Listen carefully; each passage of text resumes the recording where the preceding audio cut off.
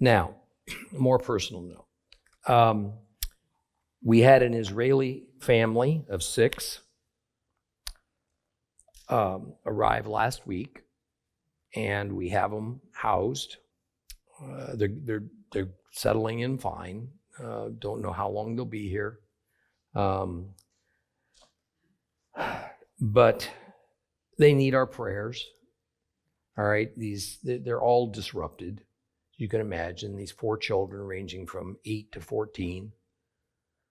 They've left behind their friends, their school, everything they know, all right, to come and just try to get some peace in the midst of all this.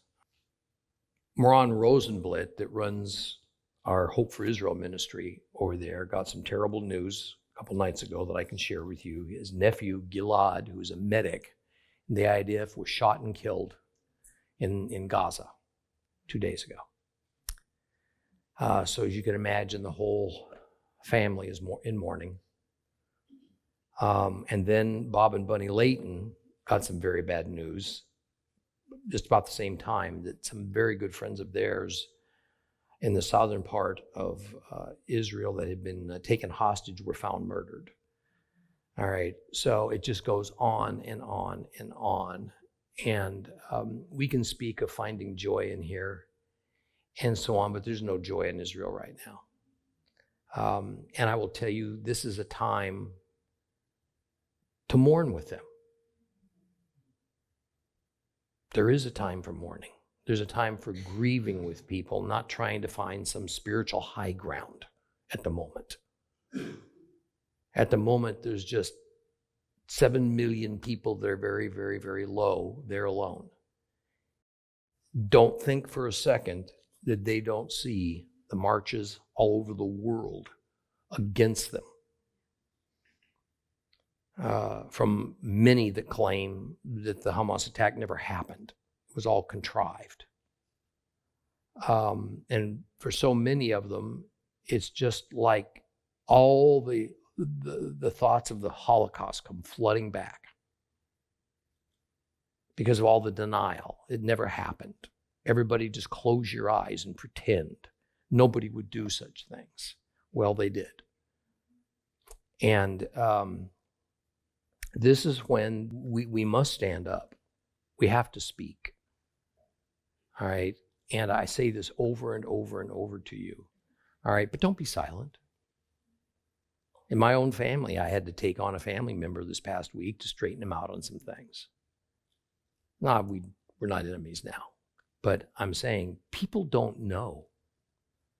You think they do. They don't know. I'll tell you just a short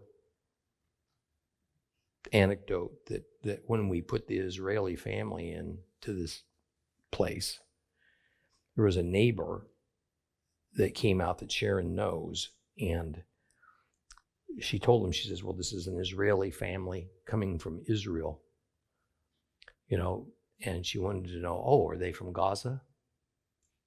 Now think about that question. Person is smart, has no idea how all this works.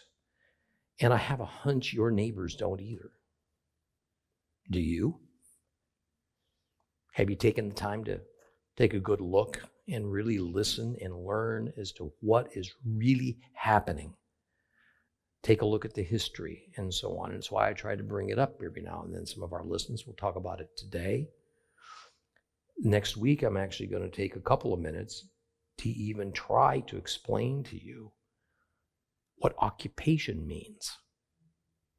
What you think it means, what most people think it means, is not what the Arab world thinks it means.